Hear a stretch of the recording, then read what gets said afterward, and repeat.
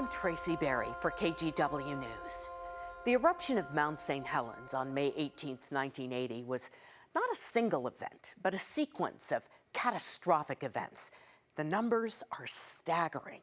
An earthquake measuring 5.2 on the Richter scale triggered the north slope of the mountain to collapse, creating a landslide, the largest recorded in historic time, that moved outward at over 150 miles an hour.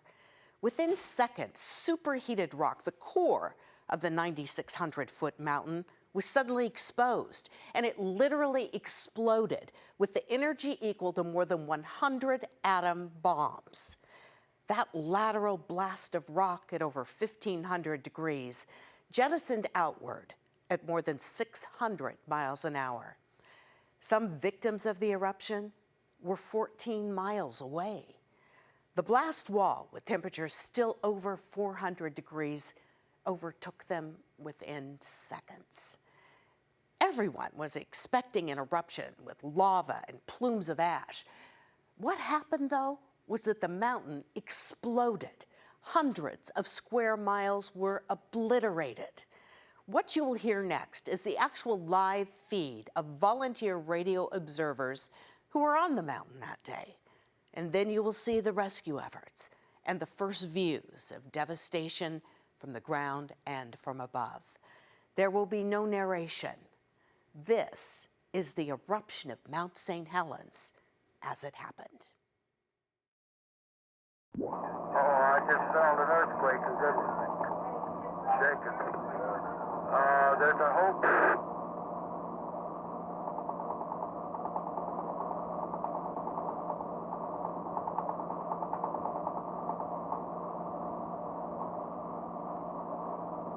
Northwest side.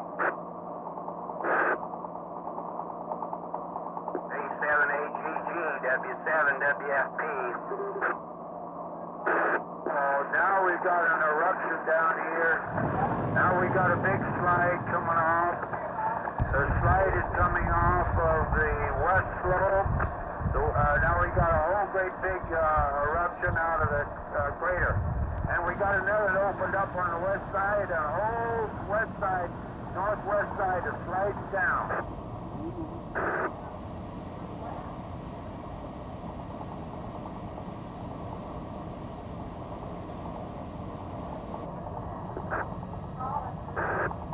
Keep going, Jerry.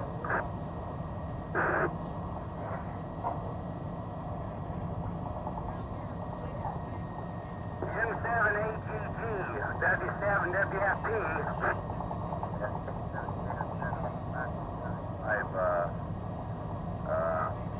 And you go ahead and take this one from Ty there. How about that? K7KZ. All right, we got it, boy. The whole northwest section and north section blown up, trying to coming up over the ridge towards me. I'm going to back out of here. I'll get on 75.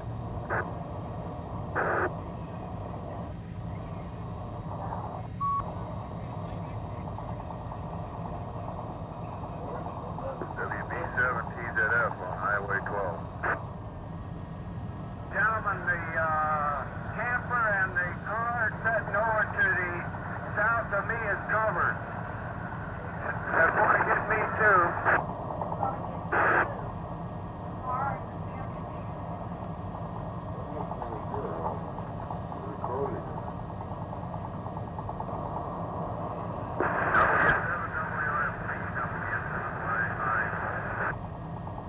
W7WFP, we're leaving the area. We are leaving the area.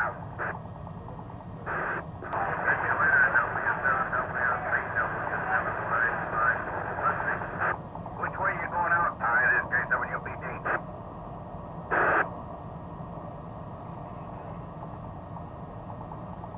We're going south, Bob. W7WFO. Okay, y'all. Fine now, Marion. This KGW-TV. N7AGG, K7KZ, N7AGG.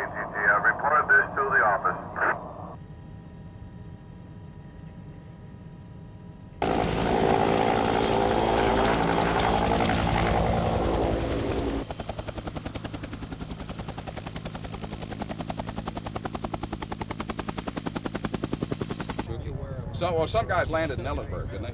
No. We all went to There were a Sturgeon. couple landed there to clean them up. Yeah, okay, but they didn't stay there long because they hit Delta. Yeah. The game plan is here, we operate here as far as we can until it gets so crappy we can't see. And then we're going back home. Everybody goes back to grade. Okay. And, but don't get too far away because we'll come right back tomorrow, I'm sure.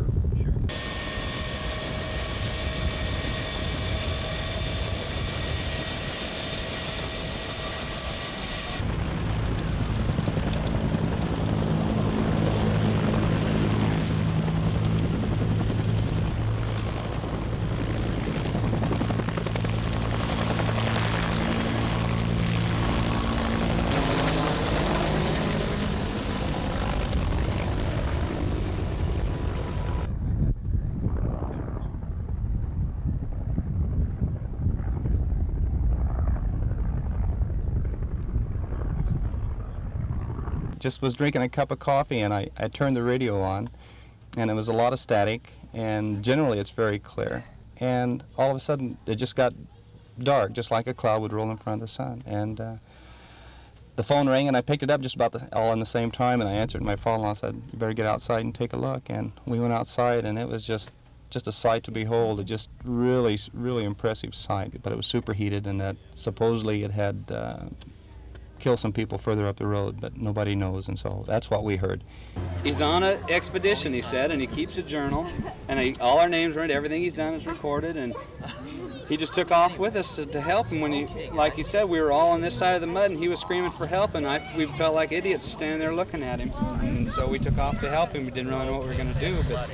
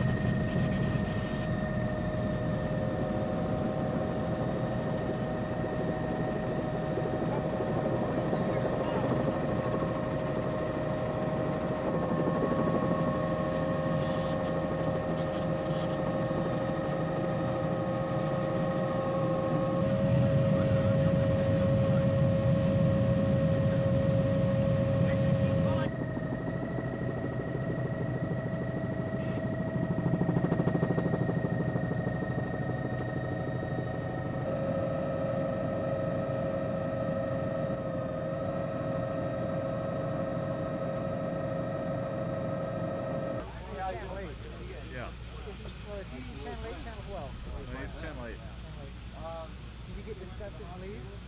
Yeah, there's the rest of it. More cups out there. Yeah. How old were they? 4 and 3 months. We got to get going though. You can call our operations and get anything else. Thank you. Hey, you guys did a super job. We got that murder in there. We'll take it.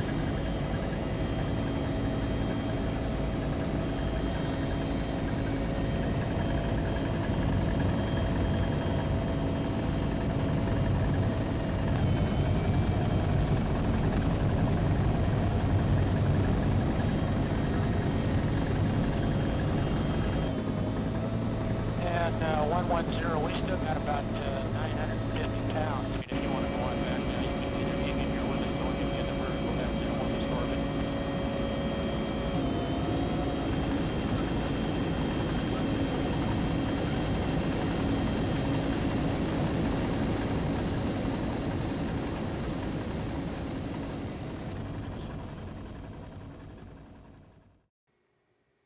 One of the volunteer radio operators you heard, Jerry Martin, was monitoring the volcano near Coldwater Peak, that's about 8 miles north of St. Helens.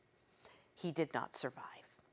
Other observers, journalists, and scientists died as well, and still other victims, citizens who had moved past barricades to get closer to witness history, but they would be too close to escape. The story of Mount St. Helens is tragic, but it is also the story about the raw power of nature, the constant change of a gentle stream or the force of a giant river, the simplest wildflowers starting new life, or entire new forests growing out of the desolation. Mount St. Helens is the story of renewal as our planet in its own time rebuilds, destroys, and rebuilds again. For KGW News, I'm Tracy Berry.